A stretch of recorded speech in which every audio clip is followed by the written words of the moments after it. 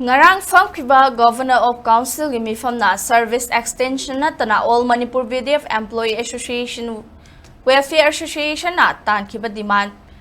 Pirakidabaki Maramna Association asina Changsilakpa Khongjang adumak Makha Tana Changsinkhigani haina All Manipur BDF Employee Welfare Association gi maikaidagi fongdorakli ngasi Manipur Press Club ki Thangjing Hall da pangthokhiba pawgi mifam amada Association asige President Sagol Sem Sanjit na hai kumjali singani kulhumdoi gi me ahumdagi thokliba irang asina VDF na Red Zone amadi Buffer Zone gi mafam kayada heavy duty tawduna laidi adubu thagi piriba salary asina hai crew manada yomlaga piba matik chana salary pidabana imung puba ngamlaktabana maram oiraga Khongjang asi changsilakpani haina mahakna fongdokhi